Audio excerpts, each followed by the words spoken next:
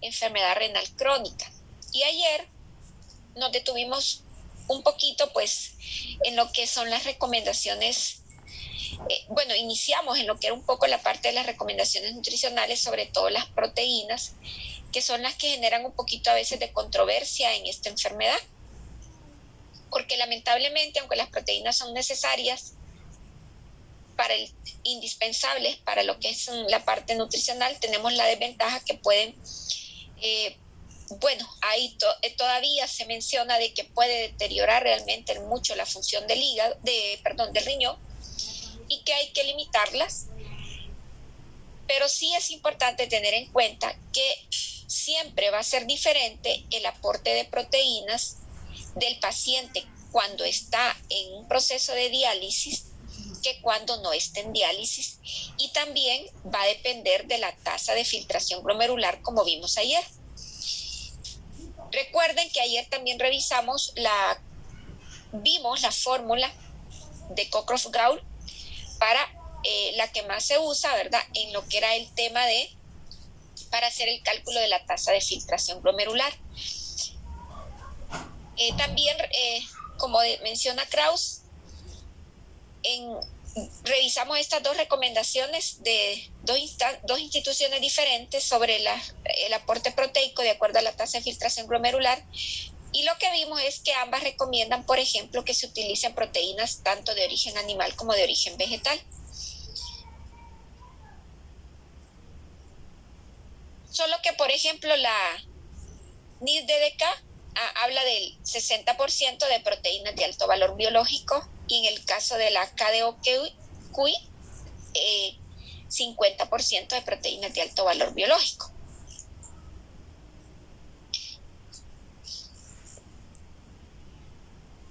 Bueno, sin embargo, a pesar de que se supone que pueden haber beneficios por la restricción de proteínas, hay quienes dicen que hace más daño a veces la hipertensión arterial no controlada de los pacientes renales que el hecho de estarle restringiendo las proteínas. O, por ejemplo, que hace más daño que no tengan controlada la glucosa que el hecho de que no se les esté restringiendo las proteínas. Pero bueno, vamos a ir avanzando. Una cosa en cuanto al aporte de energía. Kraus menciona que se puede manejar un aporte de 35 kilocalorías kilogramo día en adultos en la parte de energía, y las distribuciones de macronutrientes de carbohidratos y de lípidos, ahí habría que hacerlas considerando situaciones particulares de los pacientes renales. Recuerde que los pacientes con insuficiencia renal, muchos van a ser diabéticos, o muchos van a tener alguna enfermedad cardiovascular. Entonces ahí ustedes van a tener que valorar y jugárselas entre lo que le van a dar del aporte de carbohidratos y de grasas al paciente. El paciente con enfermedad renal crónica requiere prácticamente suplemento de vitaminas hidrosolubles. Claro, esto va a depender de qué tan avanzado está el cuadro del paciente. Ahora, ¿por qué? Porque lamentablemente vamos a tener cierta restricción con el consumo de vegetales. En un paciente renal no nos podemos dar el lujo del consumo de vegetales de la misma forma como lo haríamos en un paciente, con un estado de salud normal. Y aquí es cuando vemos que las recomendaciones de dietética no necesariamente son iguales en dietoterapia por el aspecto, por la enfermedad subyacente del paciente. Entonces, estos pacientes siempre generalmente tienen algún suplemento vitamínico hidrosoluble, porque es difícil llegar a las recomendaciones diarias con la modalidad de dieta que se les recomienda a estos pacientes. De igual forma, como en enfermedad cardiovascular y hepática, pues va a haber restricción de sodio, porque estos pacientes son susceptibles a hacer edema. Y con el potasio tenemos una particularidad.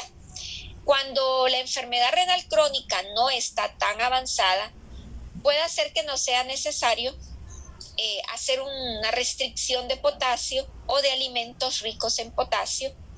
Sin embargo, a medida avanza la enfermedad renal, entonces sí va a ser necesario muchas veces en general, hacer restricción del potasio o tener mucho cuidado con el potasio.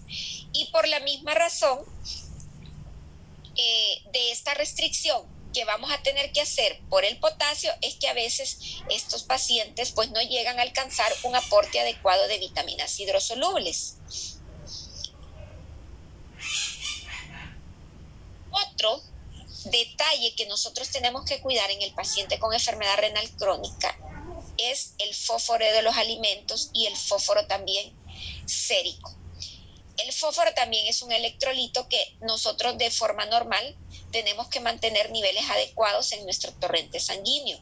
Lamentablemente, a medida va avanzando la enfermedad renal, a medida va disminuyendo la tasa de filtración glomerular, el fósforo se elimina con mayor dificultad. Entonces se corre el riesgo de que se acumule fósforo.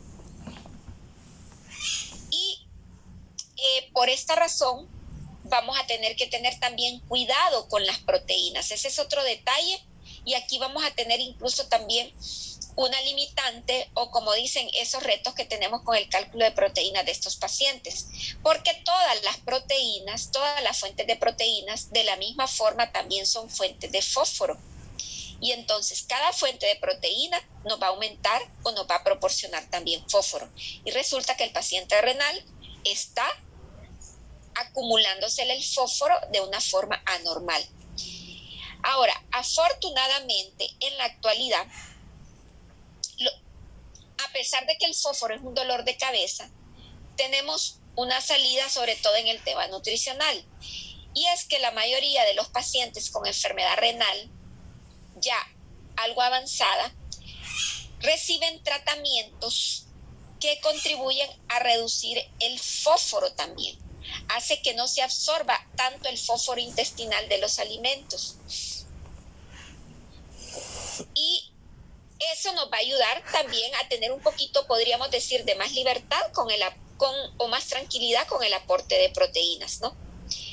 El hecho de que en un momento temprano se inicien los medicamentos reductores de fosfato al paciente va a tener ventajas para el paciente, porque se va a retrasar el hiperparatiroidismo que se desencadena poco a poco en los pacientes con enfermedad renal crónica.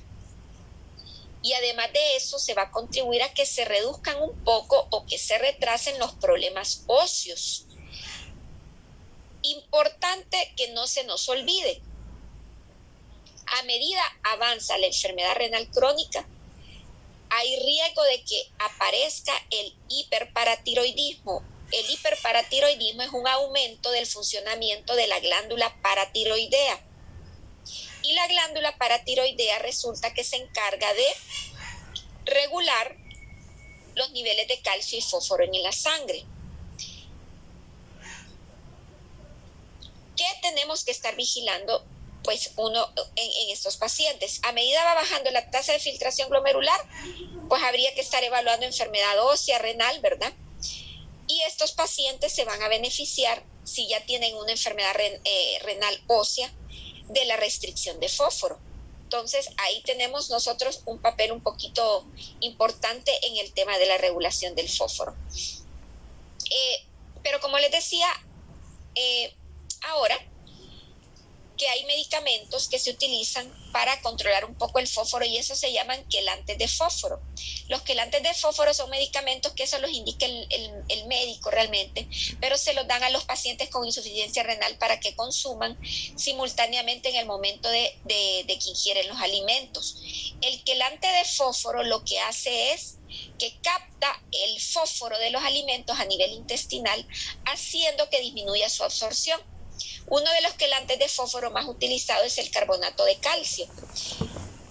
Y por un lado, ese carbonato de calcio va a ayudar a quelar, pero también va a ayudar también a aportar un poco mayor de calcio en la dieta del paciente, que es un nutriente, en este caso el calcio, que va a tener problemas, que va a ser un poco limitante en el paciente, porque vamos a ver de que va a haber limitaciones con el aporte de calcio a los huesos del paciente que tiene enfermedad renal. Entonces, se recomienda un aporte de fosfatos al día, aproximadamente de 1000 miligramos. Y eso uno tiene que hacer el conteo de cuánto le da aproximadamente de fósforo, de acuerdo a las porciones de proteína que le da. En el libro de Krauss está en anexos también, sí, en la parte de apéndices, perdón, no, incluso en el capítulo, aparecen unas tablitas donde se menciona qué cantidad de fósforo hay por cada porción de proteína. Entonces, eso lo tienen incluso ustedes que considerar, creo que para resolver el caso del paciente renal que están trabajando. Bueno, como les decía anteriormente, ¿verdad? Es cierto que hay que estar en 1000 miligramos de aporte de fósforo al día, pero esto también se puede liberar un poquito más dependiendo si el paciente le están dando los quelates de fósforo que les mencionaba. Bueno, quiero que vean aquí un ejemplo en qué consisten los tipos de diálisis que se le dan a estos pacientes. Este que está en este lado, en el lado izquierdo, es el ejemplo de una diálisis peritoneal. Entonces aquí lo que hacen es introducir líquido en la cavidad abdominal del paciente a través de un catéter. Estos pacientes tienen colocado un catéter ahí en el abdomen, catéter intraperitoneal, le dicen. Entonces el líquido entra, y luego a veces lo dejan que permanezca ahí unos 30 minutos o 40 minutos, dependiendo cómo tengan la recomendación del nefrólogo, y el líquido vuelve a salir. Colocan ya después la bolsa en el suelo, ya por gravedad el líquido sale, y de esta forma se hace como un filtrado de las sustancias tóxicas que tiene el organismo del paciente con insuficiencia renal. Y esta es una máquina de hemodiálisis, ¿no? Pues aquí lo que hacen es que la sangre entra a la máquina y luego regresa al paciente, ¿no? Ya esto se hace cuando la enfermedad renal está bien avanzada, y quien define en qué momento se hace es el especialista en nefrología. Entonces, no olvidar que estos dos procedimientos van a aumentar la necesidad del aporte de proteínas en nuestro paciente. Ahora, les había comentado, ¿verdad?, de que Krauss menciona lo que es la enfermedad renal crónica y hace como un apartado de enfermedad renal terminal. En general es el final de la enfermedad renal crónica. La enfermedad renal terminal es realmente el final de la enfermedad renal crónica que menciona Krauss. Y claro, viene siendo la misma definición: incapacidad del riñón para excretar el desecho, los desechos tóxicos que no puede eliminar, pero ya aquí la incapacidad llegó a ser prácticamente completa. Recuerden que la etapa 5 en los estadios de lesión renal, en la etapa 5 ya se llegaba incluso a una tasa de filtración glomerular menor de 15 ml. Entonces ya en una enfermedad renal terminal, digamos, el paciente ya está así. Tiene prácticamente los riñones completamente atrofiados y digamos que no sirven para nada, ya ni siquiera producen orina. Bueno, y resulta que ya cuando el paciente está en esta situación, también se agrava, pues obviamente, el problema nutricional. Y esto también es debido a que los desechos que se acumulan, habíamos hablado de la creatinina y también de la urea, pues estos desechos de urea nitrogenados, sobre todo la uremia, hace que también produzca síntomas en el paciente. Y ya estos pacientes que están en estado urémico, así se le llama cuando ya se han acumulado demasiadas cantidades de urea o de desechos nitrogenados que no se pueden eliminar, ya los pacientes presentan malestar general, debilidad, náusea, vómitos, calambres, hay días que le da picazón, o sea, prurito, ¿no? Tienen alteraciones de la percepción del sabor e incluso del olor. Tienen, por ejemplo, la sensación de sabores metálicos en la boca. Pueden haber también alteraciones neurológicas. Y esto contribuye también, o digamos que obstaculiza un buen un buen manejo nutricional. ¿Por qué? Porque estos pacientes, aquí no lo dice, pero también a veces tienen dolor de estómago, dolor abdominal, y esto pues contraviene al aporte de alimentos. Entonces, estos pacientes son una cajita de Pandora en cuanto a sus síntomas. Son un rosario de síntomas y de malestares todos los días del mundo. No, habrán días que estén medio mejor y habrán días que estén mucho peor. Entonces los familiares les van a decir que no quiere comer, que hay días que come un poquito, que hay días que no. Y bueno, esto por esa razón también es que no se puede llegar, por ejemplo, a un aporte adecuado de vitaminas hidrosolubles. Imagínense si tenemos que tener cuidado con el potasio. Por el aporte también, y por eso tenemos que tener restricción de vegetales. No restricción por completa, pero no se los podemos dar en cantidades de 2 a 3 tazas como recomienda de forma general, ¿no? Y por otro lado, si diéramos este tipo de alimentos en grandes cantidades, nos quitaría, como dicen, el volumen del estómago para recibir alimentos con más calorías. Entonces, es un reto completo estos pacientes. Bueno, la causa de la enfermedad renal terminal pues son las mismas de la enfermedad renal crónica. Diabetes, hipertensión y glomerulitis, nada más que avanzó a mayor gravedad. Se habla ya en estos casos cuando ya tienen valores de uremia exagerados. Por ejemplo, el BUN o urea sube a valores de 100 miligramos por decilitro, cuando lo normal es alrededor de 35 y 45. Y a estos pacientes llegan a valores de creatinina exagerados de 10 a 12 miligramos por decilitro. Ah, por cierto, se me había olvidado. ¿Saben cuál es el valor normal de creatinina? Que ese valor lo tenemos que manejar también. Ayer no lo mencioné. ¿Quién lo sabe de casualidad? Doctora, no estoy segura si es por 3.5 o no. No. La creatinina es hasta 1.2 miligramos es de por la albúmina, dije, perdón. Sí. Ajá. Creatinina es hasta 1.2. Entonces, ese valor nosotros debemos de manejarlo muy bien, ¿verdad? Por el tema de la dietoterapia en el consultorio, en la parte clínica. Bueno, aunque dígale, lo escucho. Pero es lo mismo tanto para varones como para mujeres. Sí, es lo mismo. Mire, realmente de forma general se maneja 1.2. Sin embargo, hay laboratorios que le van a dar referencias un poquito diferentes de acuerdo al método que utilizan también.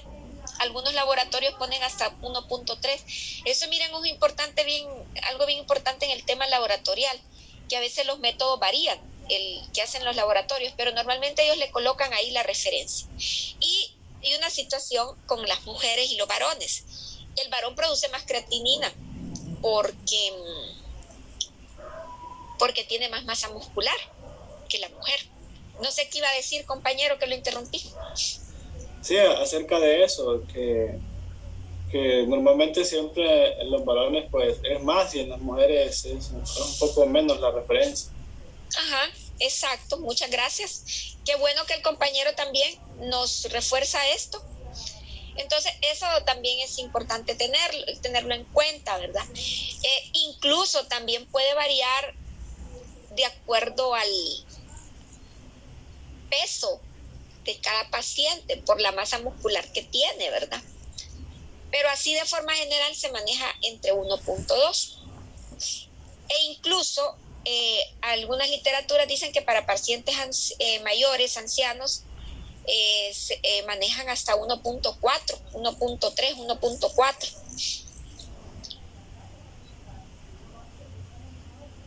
Bueno, entonces en el tema nutricional aquí con estos pacientes, pues como siempre hay que tratar de prevenir las deficiencias que se van a producir. Es difícil que no quedemos con una deficiencia en estos pacientes, mantener el mejor estado nutricional que se pudiera, ¿verdad? Y en el caso de niños, porque hay niños con insuficiencia renal también, crónica, claro, a nosotros en dietoterapia del adulto no nos compete, pero también en este caso con los niños hay que tratar de retrasar lo menos que se puede el crecimiento, ¿no? Y tratar de dar la ingesta adecuada de proteínas, calorías, vitaminas y minerales, ¿no? Siempre nos va a decir eso, dar la ingesta adecuada de proteínas. Lo adecuado dependiendo de cuánto esté la tasa de filtración glomerular, ¿no? Con el tratamiento nutricional, pues se pretende también controlar los edemas que se producen y también los desequilibrios electrolíticos que hay en estos pacientes. Por eso hay que tratar de regular ingesta de sodio, potasio y también líquidos. Y hay que tratar de prevenir y retrasar la osteodistrofia renal regulando el calcio, el fósforo, la vitamina D y la PTH. La PTH es la hormona paratiroidea. Porque recordemos que estos pacientes pueden llegar a desarrollar hiperparatiroidismo. Entonces, cuando hay hiperparatiroidismo, aumenta la producción de la hormona paratiroidea, que está abreviada ahí como PTH. Y la PTH tiene un efecto a nivel sanguíneo y óseo. ¿Alguno de ustedes recuerda cuál es el trabajo que hace la PTH a nivel de calcio y fósforo? A nivel de calcio, vaya, sobre todo. Bueno, más adelante lo vamos a ver. Tratar de dar una dieta atractiva, ¿verdad? En la medida de lo posible. Y sabrosa, adaptada a lo posible a lo mejor, lo más aproximado al estilo de vida del paciente, ¿no? Y bueno, estos pacientes requieren una coordinación entre familia, médicos, nutricionistas. Son pacientes que ya dependen de sus familiares para la alimentación y incluso uno tiene que darles todas las recomendaciones posibles, ¿verdad? Y a veces para algunas personas, dependiendo de su nivel educativo o incluso también de acuerdo al tema económico, también van a tener muchas más dificultades para tener una atención un poco más coordinada, ¿no? Y la educación nutricional, seguimiento y todo, que es básico, ¿no? Ahora, miren, los pacientes con enfermedad renal terminal tienen alteración en las proteínas sanguíneas y estos pacientes casi siempre tienen hipoalbuminemia. Y es cierto que tenemos problemas con el aporte de proteínas de estos pacientes y pudiera uno decirles que si por el escaso aporte de proteínas, por esas limitaciones se produce la hipoalbuminemia. Sin embargo, esta hipoalbuminemia es de múltiples causas. Aunque se le estuviera dando un aporte adecuado de proteínas, la hipoalbuminemia también ocurre porque la enfermedad renal crónica es una enfermedad inflamatoria. Y en las enfermedades inflamatorias se produce menos albúmina. ¿Por qué se produce menos albúmina? Tendríamos que entrar a explicar un funcionamiento que tiene el hígado. Entonces, ¿qué pasa? La albúmina no se puede utilizar como un indicador del estado nutricional en un paciente renal. Ustedes han escuchado a lo largo de nuestras clases, en diferentes clases que se tienen en la carrera, ¿verdad? Que en la parte de la valoración bioquímica nutricional están las proteínas sanguíneas, pero hay situaciones en que la disminución de la albúmina no está afectada solo por el tema nutricional, sino que por otras razones. Y en este caso, pues, toda la cadena inflamatoria o reacción inflamatoria que produce la enfermedad renal hace que disminuya la albúmina. Y claro, por otro lado está las dificultades a veces con el aporte de proteínas en la dieta. Bueno, por otro lado, ya les había mencionado la uremia, que es el aumento de esos desechos nitrogenados, o sea, de urea, provoca aberraciones en el gusto y con frecuencia estos pacientes tienen aberración, el sabor, las carnes rojas les perciben sabores distorsionados e incluso muchas veces pueden sentir molestias o intolerancia al olor de las carnes rojas, no a todo mundo, pero a algunos les pasa, y eso hace también que dificulte un poco el aporte proteico. Aquí ponen el ejemplo de las carnes rojas, pero no solo con las carnes rojas, sino que a veces con otro tipo de proteína animal. pueden tener aberraciones del gusto o del olor, aunque con frecuencia toleran mejor huevos, por ejemplo, el tofu, ¿no? Por lo menos esos productos de soya y carnes blancas, ¿no? Pero aquí es donde hay que tener mucha habilidad para tratar de disimular un poco pues el sabor extraño que ellos pueden percibir, ¿no? Y muchas veces, bueno, ya lo hemos dicho, estos pacientes pueden requerir suplementos nutricionales y va a ser necesario siempre vigilar o restringir, dependiendo de la situación particular del paciente, de acuerdo al avance de la enfermedad renal, restringir los fosfatos, ¿no? Habíamos mencionado que en diálisis se aumenta el requerimiento proteico.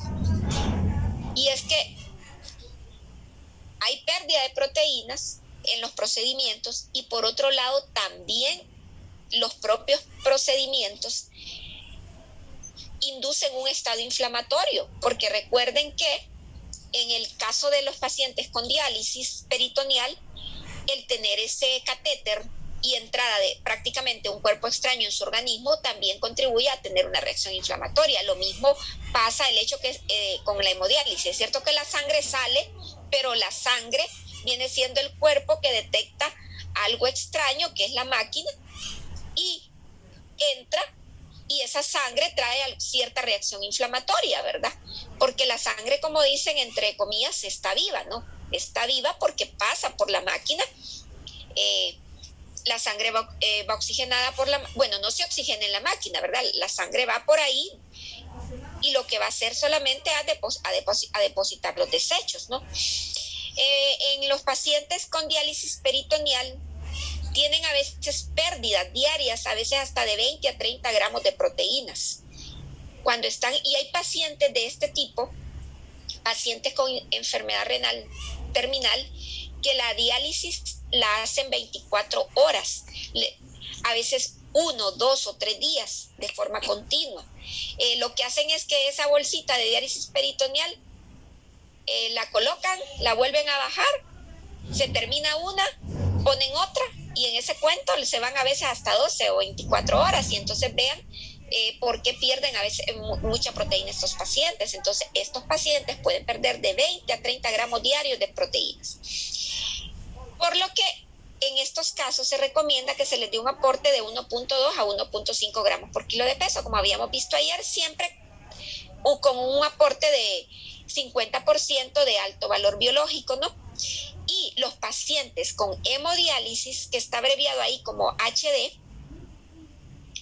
que generalmente algunos lo citan 3 veces por semana o 2 veces por semana, vean que Kraus dice que los pacientes con hemodiálisis que van 3 veces a la semana requieren una ingesta proteica diaria de 1.2 gramos por kilo de peso corporal.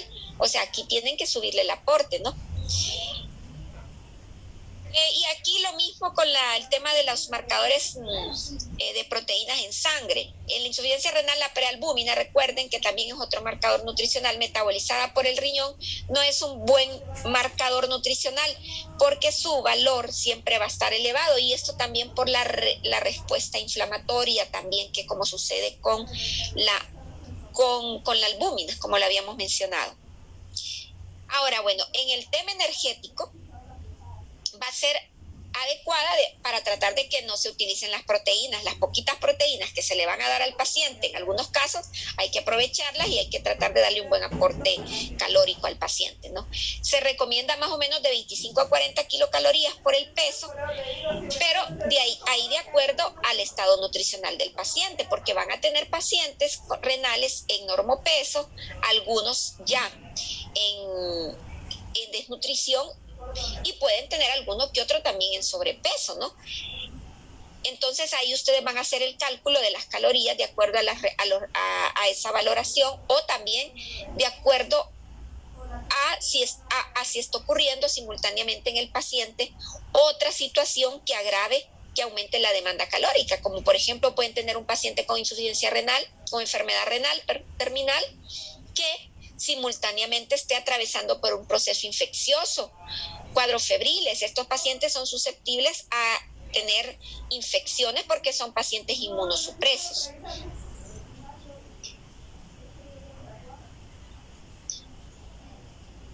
equilibrio del sodio y los electrolitos, pues es importante, ¿no?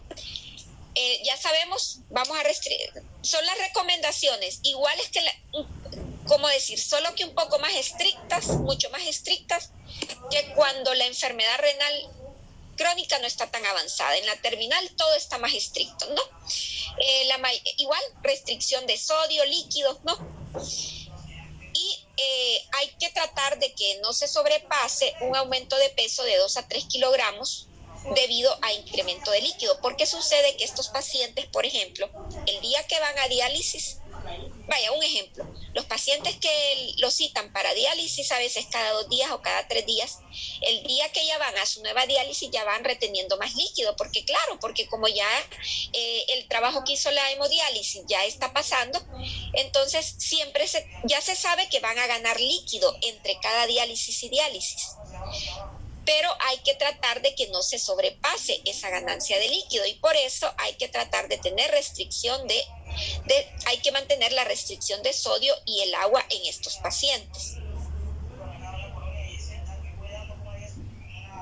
Alguien preguntó, ¿esas 25 y 40 calorías se refieren a las proteínas?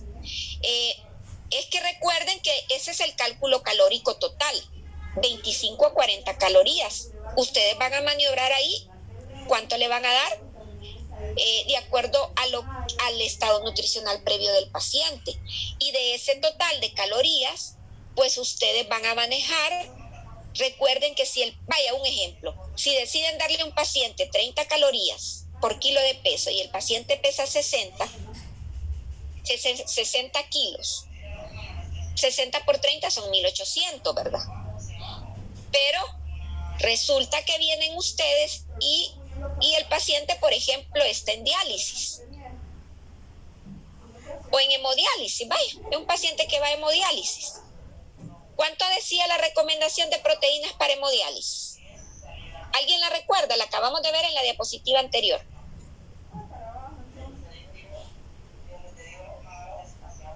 Decía uno...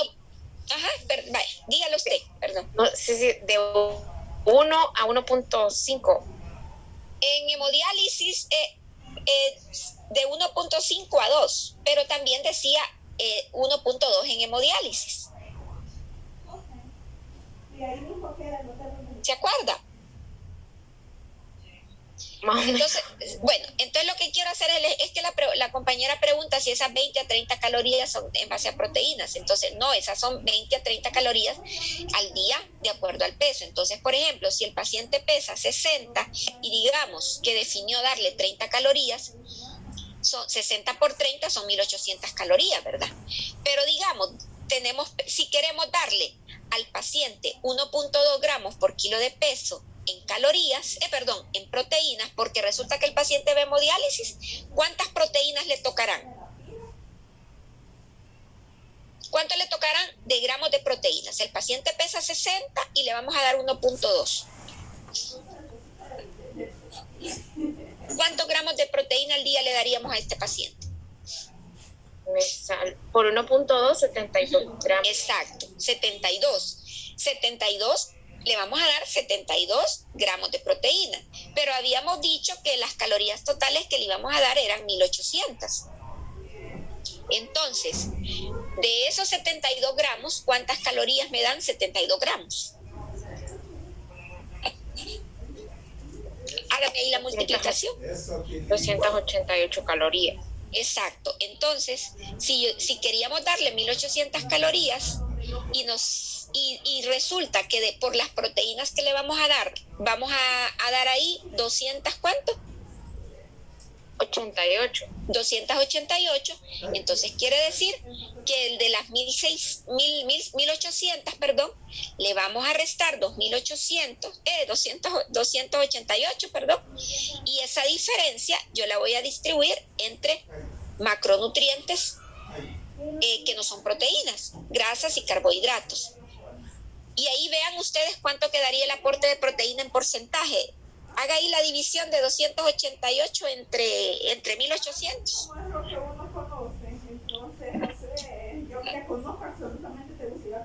Me da 16%. ¿Cuánto? 16%. Ajá, entonces quiere decir que el 16% de esas 1.800 se nos van a ir en proteínas, ¿verdad? Y el 84% de las 1.800, usted la tendrá que maniobrar entre lípidos y carbohidratos, dependiendo de la situación individual de cada paciente, porque pueden toparse con un paciente diabético. Bueno, ya sabemos que estos generalmente son diabéticos, hipertensos o las dos cosas, ¿verdad? O tienen enfermedad cardiovascular. Entonces ustedes ahí, a criterio de ustedes, van a decir cuánto le van a dar de grasas o de proteína o de carbohidratos. ¿Quedó clara? La compañera que hizo la pregunta, no sé si quedó clara. Cheque. Bueno. Doctora, diga. Una pregunta. Bueno, en general, ahorita que estaba con esa incógnita, ¿verdad? Que en algunas patologías, como en este caso, ¿verdad? Se hacen esas recomendaciones de calorías. Entonces, me imagino que ahí ya están considerando el factor de estrés de la patología, ¿verdad? Sí. En la que se recomienda, por ejemplo, estos rangos de 30, 35 en el caso de enfermedad renal.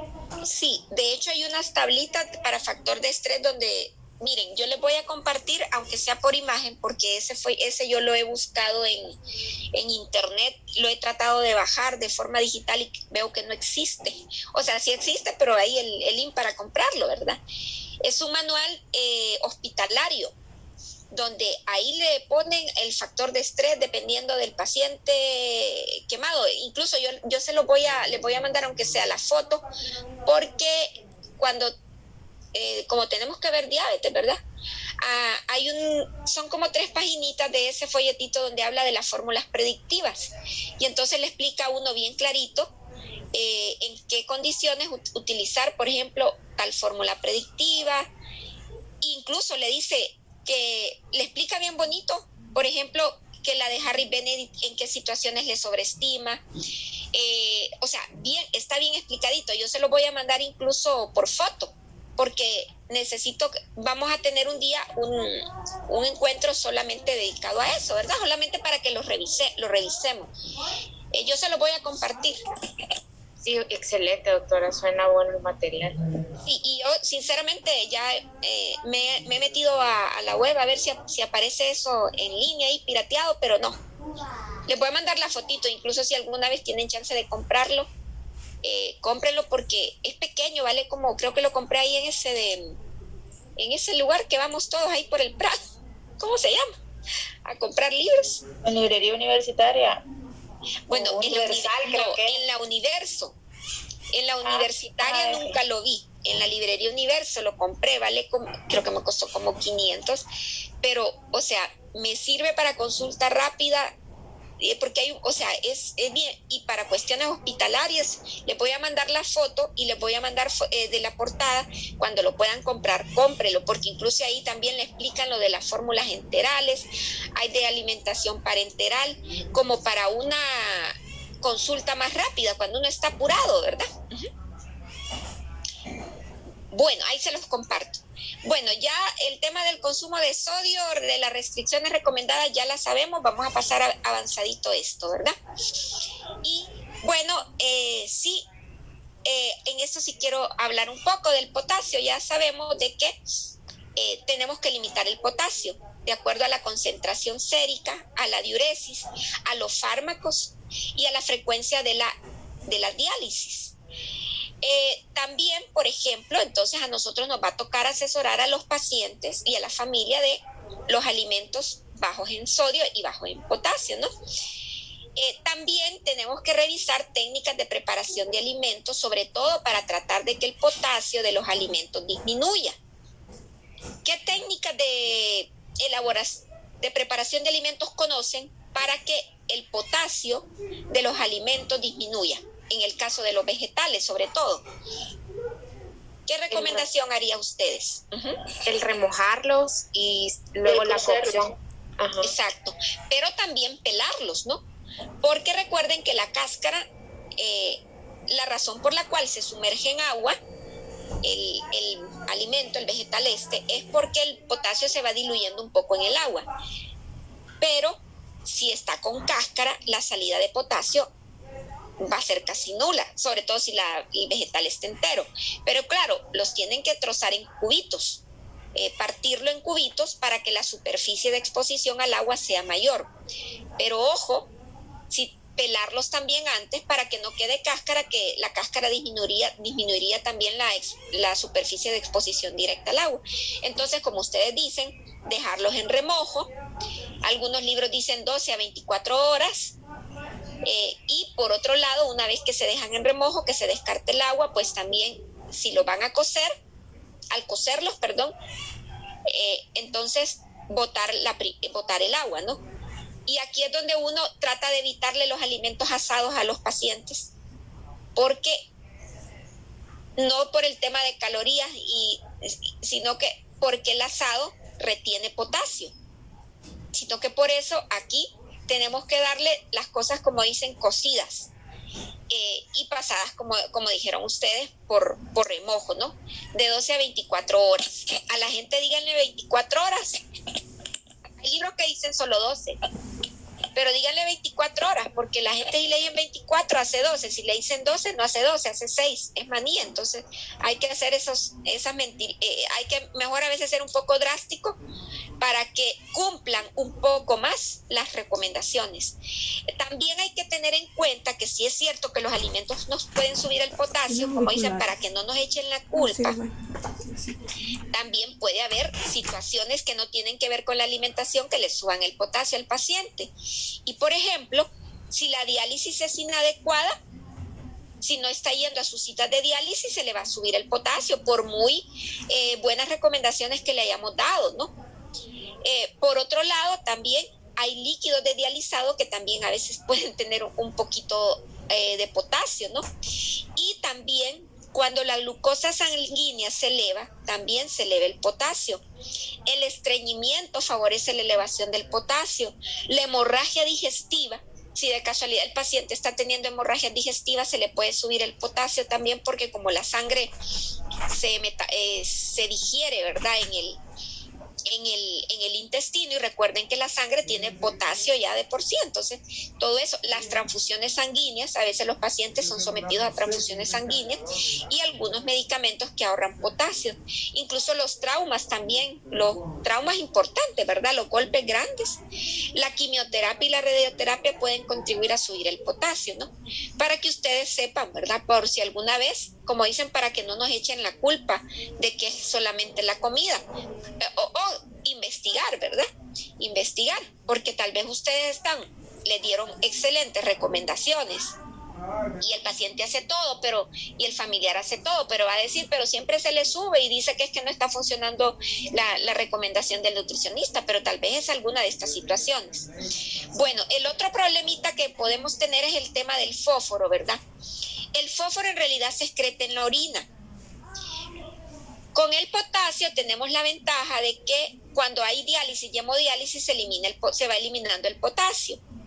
Pero igual siempre hay que tener cuidado con los alimentos, ¿no?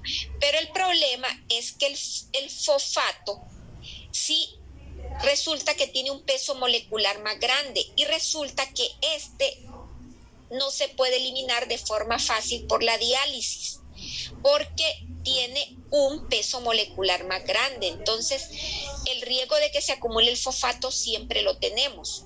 Ya habíamos dicho, ingesta máxima 1200 miligramos. Esto nos va a dificultar el aporte, el cálculo de proteínas, nos va a dar dolor de cabeza, ¿verdad?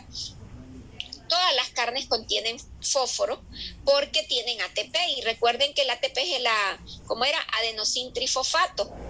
Y entonces la molécula esta de adenositrifosfato tiene fósforo, ¿verdad? Todo lo que es proteína tiene fósforo. Productos lácteos, frutos secos, legumbres, todas estas también tienen fósforos. Ahí lo que van a hacer es utilizar la tabla de cantidades de fósforo que hay por cada porción de alimentos. Es Stenkraus. Bueno, por suerte, como les decía, están los quelantes del fósforo. Entre estos están estos que aparecen en esta imagen. Se dan con las comidas. El médico se las da para que lo tomen con las comidas o en las meriendas, para que no se absorba el fósforo de la dieta. El más común que se utiliza aquí en Honduras es el carbonato cálcico.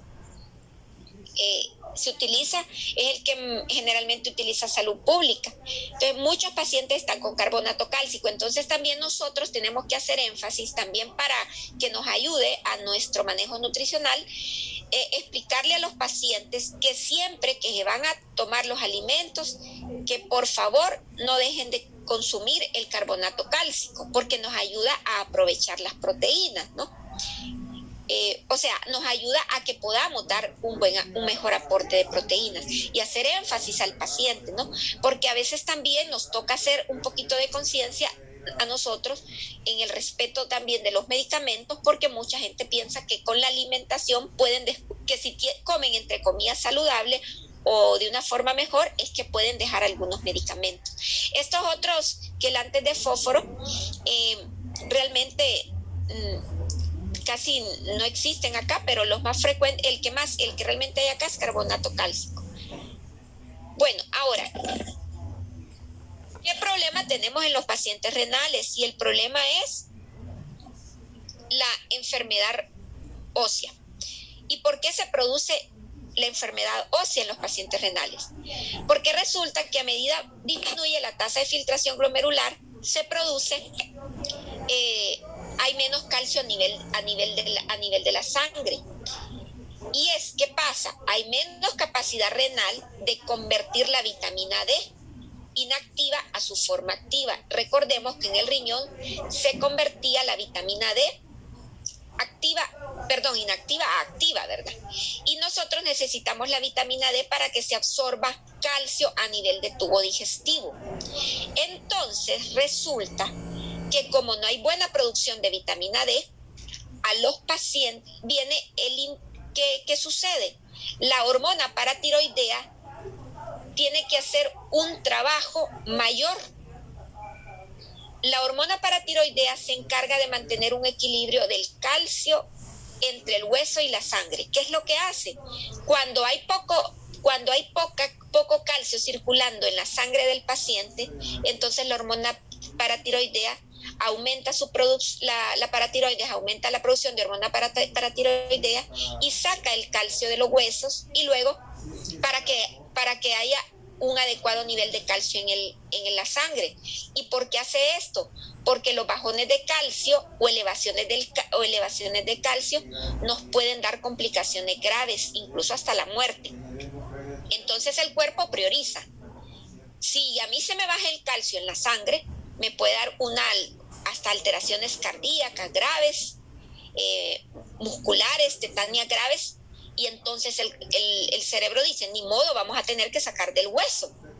¿Y quién saca del hueso ese calcio? La hormona paratiroidea. Entonces la hormona paratiroidea empieza a trabajar más de la cuenta y por eso se produce el hiperparatiroidismo. Entonces, para solucionar un problema de forma inmediata, se agrava el problema del hueso, porque eso sucede de forma continua por el problema que se da en estos pacientes, y entonces el calcio se va sacando poco a poco de los huesos del paciente. Y por eso hacen esta enfermedad que se llama osteodistrofia. Y además de eso, como el fosfato se eleva, cuando el fosfato se eleva también hay que tratar de que el calcio se mantenga equilibrado con el fosfato, y también por esa razón el hueso, como dicen, sacrifica su calcio que le saca la hormona paratiroidea. Por eso es que es importante que nosotros ayudemos a mantener los niveles adecuados de fósforo. Y bueno, y por eso se produce la osteodistrofia renal, que es enfermedad ósea que se puede presentar de esas formas. No tenemos por qué aprenderlas de memoria estas, porque eso es más para los médicos. Bueno, esta es una explicación. Déficit de calcio por mala absorción dietética, baja concentración de sangre, de calcio en la sangre, entonces la PTH aumenta la liberación de calcio proveniente de los huesos, estimulando la actividad osteoclástica, o sea, la destrucción de los huesos para sacar calcio, y esto produce un hiperparatiroidismo secundario. Las glándulas paratiroides crecen porque tienen que trabajar más. ¿Recuerdan dónde están las glándulas paratiroideas?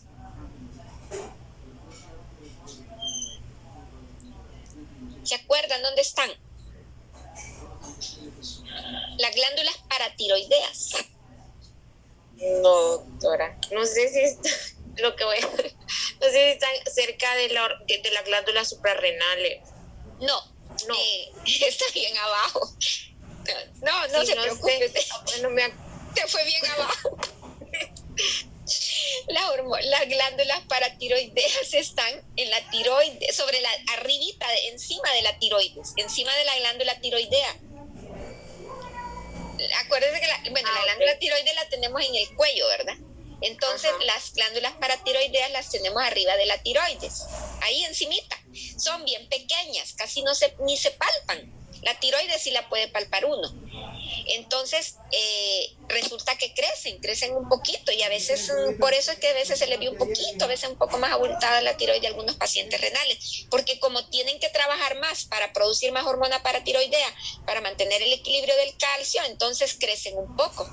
Entonces, las glándulas paratiroideas están arriba de la tiroides, encimita, sobre la tiroides, mejor dicho. Bueno, entonces el hiperparatiroidismo con la producción de hormona paratiroidea aumenta la desmineralización ósea, y esto lo hace pues para mantener el calcio sérico normal. Y aunque se mantenga el calcio en sangre normal por todo el sacrificio que hacen los huesos, el problema es que el fosfato sigue elevándose siempre, ¿no? Porque la tasa de filtración glomerular nunca va a volver a ser normal. Bueno, hasta aquí llegamos hoy. Espero que el lunes terminamos renal. Mañana tenemos el encuentro para revisar